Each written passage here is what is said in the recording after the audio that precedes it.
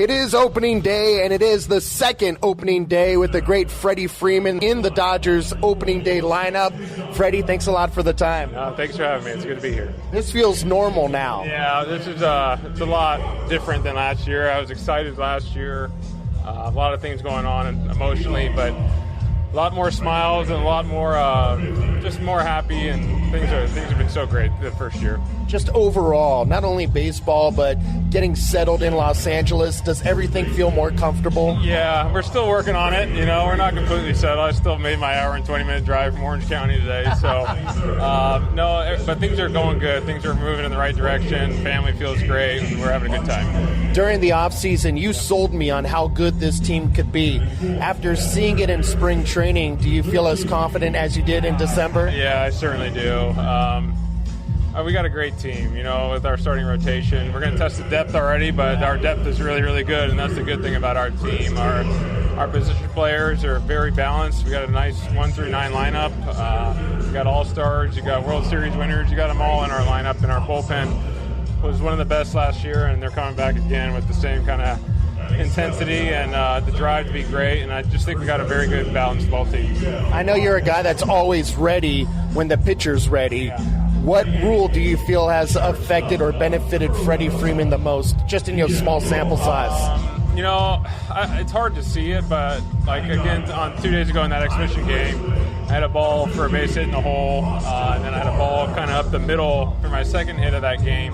That could have been a diving play for the shortstop and potentially get me out. So I think the shift is just going to help a lot of people, but you know, I'm thinking about the 3 inches on the bases so I can steal more bags this year. That's what I'm going for. Are you going for more than Mookie again this year? No, my one goal every year is to do more than my career high. Okay. And unfortunately, I put that a little higher than I wanted to last year at 13. So I got to sneak them in because it takes a lot for me to have to steal a base. I need like a 1.5 and higher and off-speed pitches. So, but Clayton and I got a good, you know, we got a good rapport with each other and know when.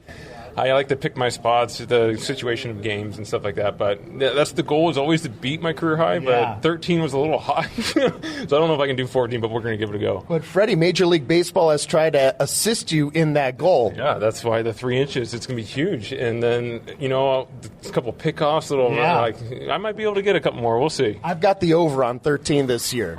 That's the beauty of opening day. Everyone has a clean slate. Yeah. We can talk about all we want. We can do this and do that. But, yeah, that's the goal. Freddie Freeman is our guest on opening day, and just watching you every day, Freddie, I knew you were a great player, but I feel like we all have a greater appreciation of what you do and how you do it. I appreciate that very much. I love this game of baseball.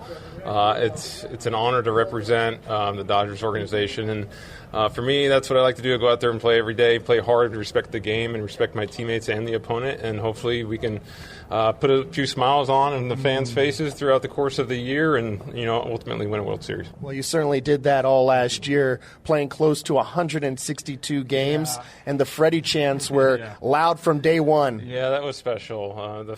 You know, right when I signed and got the Camelback Ranch last year, we heard a little bit of it, but that first homestand here, that was something my family and I will never forget. You know, just incredible. Usually the first 12 years I came here and the boos were here for me, but when they turned 53,000 people cheering and chanting your name, it's pretty special. And, you know, 159 last year. Let's do 161 because that means we won the division. I took the day off after that one. I love that. Over on the games and over on the stolen bases. It's hard when you got 3 kids. You don't know if you're going to pop up sick one day or not, which I did against the Cardinals. I got sick those 2 days. But, you know, the goal is to play, the intent to play every single game.